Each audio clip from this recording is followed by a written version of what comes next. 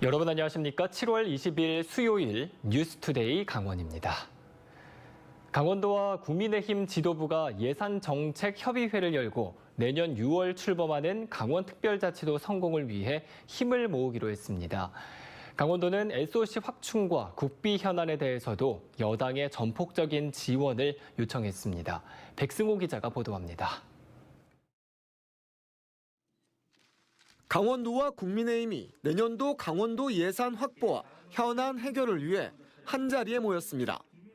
권성동 당대표 직무대행은 5년 만에 정권 교체에 이어 12년 만에 강원도정도 교체됐다며 국민의힘이 도민들의 성원에 보답해야 한다고 말했습니다.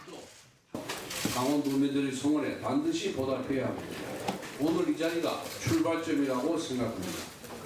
분위기가 무르익자 강원도가 꺼내든 현안 과제는 모두 3가지.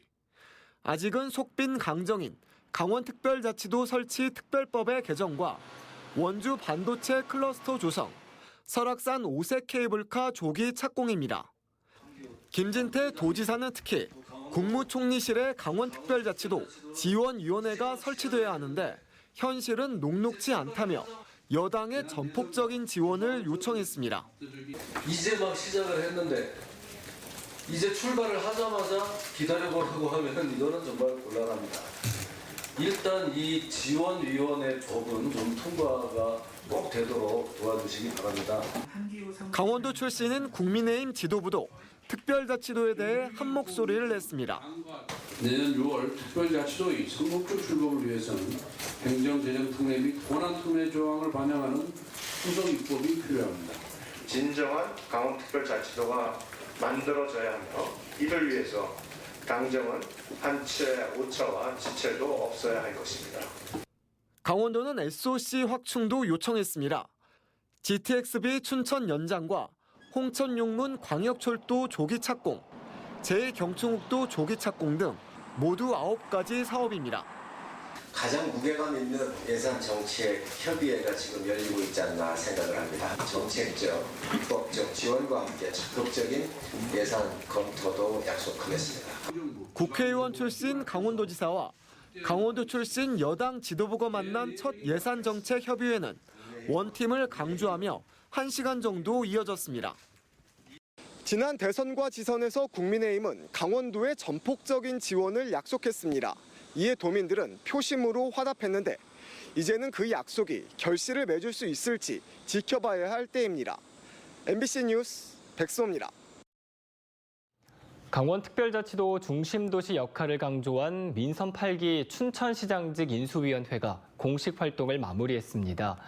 육동안 시장의 핵심 공약에 속도를 내기 위해 대외비로 권고한 국가 단위 개편을 담은 조직 개편안이 제출돼 큰 변화가 예상되고 있는데요. 앞으로 4년간 펼쳐질 춘천시정의 방향을 허주희 기자가 보도합니다. 육동안 춘천시장이 임기를 시작한 지 20일. 임기 초 첫 인사가 단행됐지만 전임 시장이 구성한 5개국 체제에서 사람만 바뀌는 인사였습니다. 민선 8기 핵심 공약의 조속한 추진에 동력이 필요하다고 판단한 인수위는 대규모 조직 개편안을 권고했습니다. 육 시장의 최우선 공약이 첨단 지식산업과 교육도시인 만큼 지식경제국과 같은 전담 부서 신설이 필요하다는 의견을 제시했습니다. 분야가 다른 문화와 건설을 합친 문화도시국을 분리하고 비효율적으로 운영되는 출자 출연기관 등에 대한 과감한 개혁안도 제안했습니다. 기능이 중복된다거나 서로 잘 맞지 않는 그런 기능들을 통폐합하거나 단순화시키는 또 능률화시키는 그런 작업이 주 내용입니다. 인수위는 첨단 지식산업 도시 추진을 위해 수열에너지단지 등 16개 산업단지에 국책 연구기관 등을 유치할 수 있는 기반을 조성하겠다는 전략을 공개했습니다. 교육도시 조성을 위한 최고 의사결정기구인 가칭 춘천교육정책위원회를 신설하고 교육 지원 예산을 늘리기 위한 조례도 개정하도록 했습니다. 춘천 시민들의 관심 사안이자 캠프페이지 개발에도 영향을 주는 도청사 신축에 대해선 인수위와 육시장 모두 강원도 구상을 따르겠다고 밝히면서 부지가 바뀔 가능성을 시사했습니다. 도의 그런 어떤 입장 정리에 협조하고 또 필요한 제안을 하면서 도청 신축 이전 문제가 지역의 어떤 발전의 어떤 동인이 될 수 있도록. 이와 함께 강원특별자치도 중심도시로서 위상을 강화하기 위해 전담 조직을 운영합니다. 춘천형 규제를 해소하고 특례를 발굴하기 위한 연구 영역도 추진합니다. 이제 42일간의 인수위 활동이 마무리됐습니다. 새로운 공약 추진을 위한 조직 개편도 임박해지면서 춘천시정의 방향이 큰 변화를 예고하고 있습니다. MBC 뉴스 호주입니다. 지난 5월 시행된 이해충돌 방지법에 따라 민선 8기 시장과 군수, 지방의원 등 선출직 공직자들은 당선 전 3년 동안의 민간부문 활동 내역을 이달 말까지 의무적으로 제출해야 합니다. 국민권익위원회에 따르면 선출된 공직자들이 당선 전 3년 동안의 민간부문 활동 내역을 임기 시작 30일 이내에 기관별 이해충돌 방지 담당관에 제출해야 하고 이를 어길 경우 1,000만 원 이하의 과태료나 징계를 받게 됩니다. 또 제출 내용과 관련해 이해충돌 방지 담당관이 추가 확인을 요청하면 응해야만 합니다. 돌 위에 글을 써 새긴 암각문 수십 점이 평창 오대산 일원에서 발견됐습니다.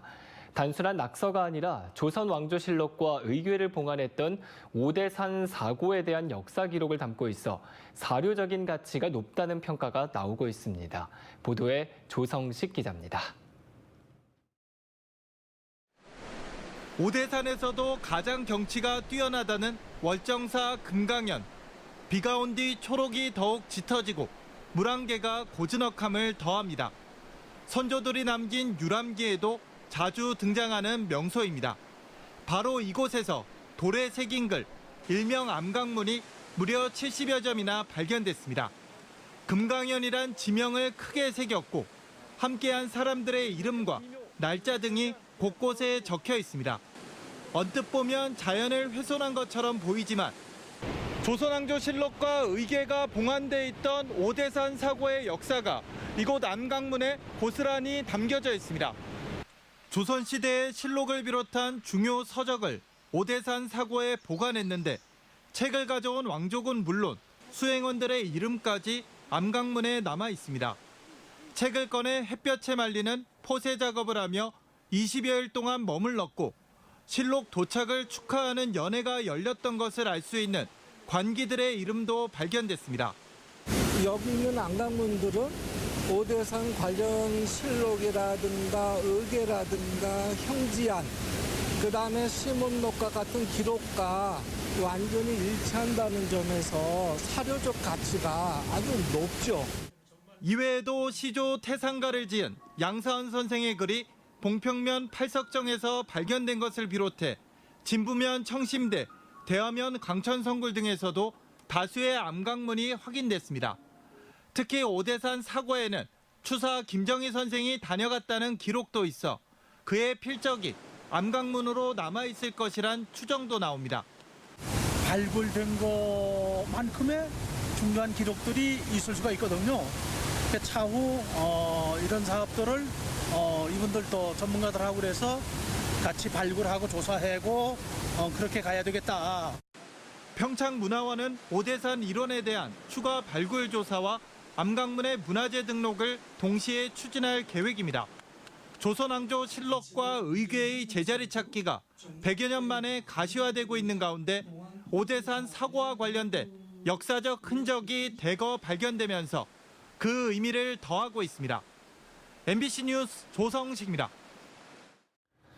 3년 만에 거리두기 없는 휴가철이 시작되면서 동해안 지자체는 피서객 맞이에 한창입니다.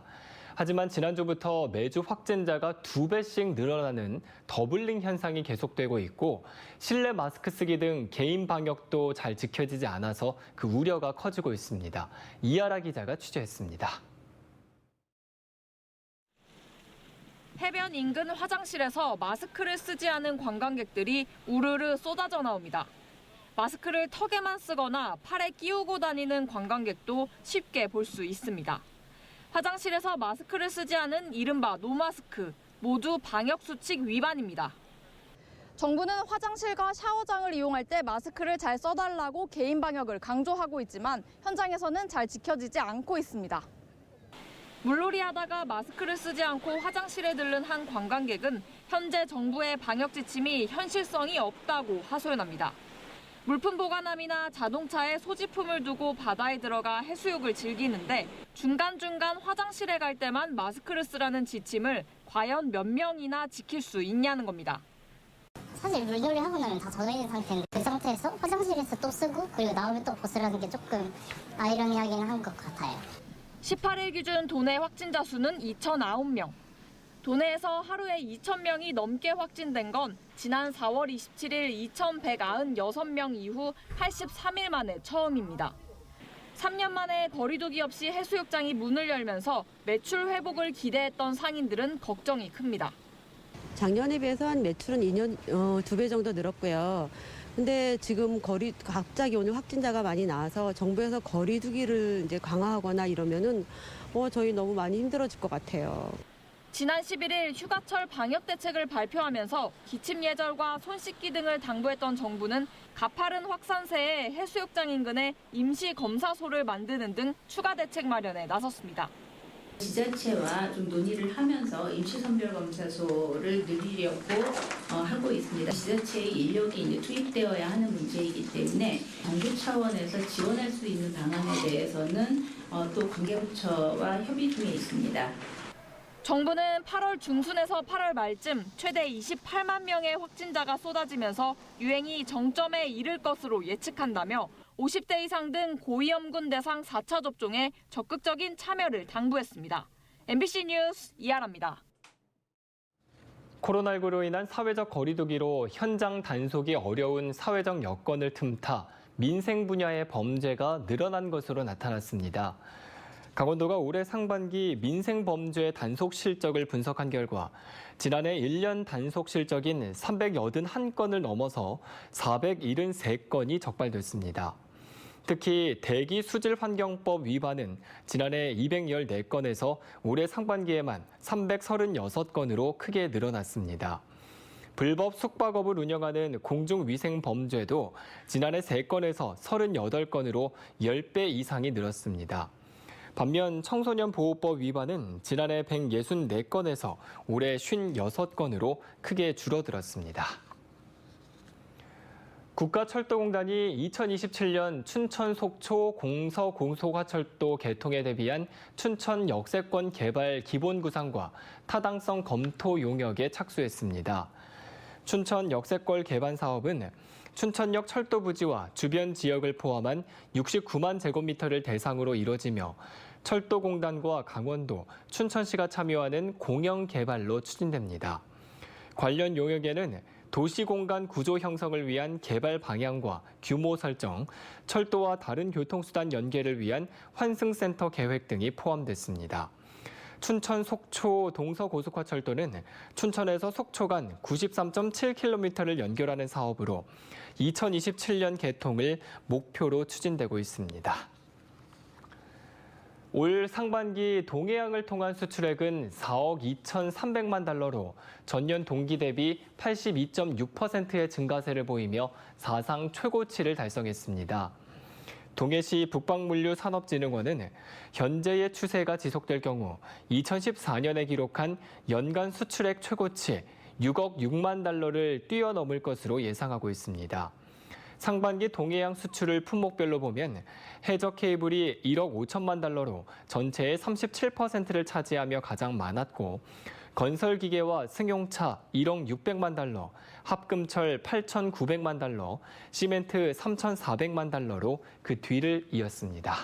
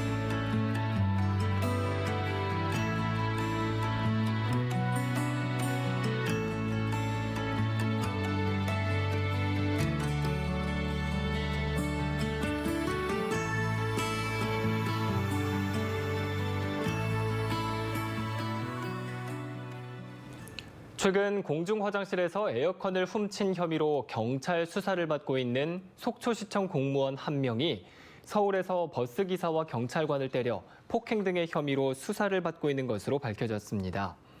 서울 강서경찰서에 따르면 지난 11일 오전 속초시청 공무원 A씨가 버스기사와 충돌한 경찰관을 폭행해 폭행과 공무집행 방해죄 혐의로 구속영장을 신청했지만 법원이 도주 우려가 없다는 이유로 영장을 기각한 상태입니다. 한편 고성경찰서는 공중 화장실에서 에어컨을 훔친 혐의로 입건된 속초시청 공무원 2명에 대해서는 다음 주쯤 검찰에 송치할 계획입니다. 영업 중인 식당에 찾아와 빚을 독촉하는 사람의 멱살을 잡아 식당 밖으로 끌어낸 가게 주인의 행동은 정당방위라는 판결이 나왔습니다. 춘천지법 원주지원은 2019년 자신이 운영하는 식당에 찾아와 빚 독촉을 하는 50대의 멱살을 잡아 식당 밖으로 끌어낸 행위는 정당방위로 인정된다며 70만 원 벌금형에 불복해 정식 재판을 청구한 53살 최모 씨에게 무죄를 선고했습니다.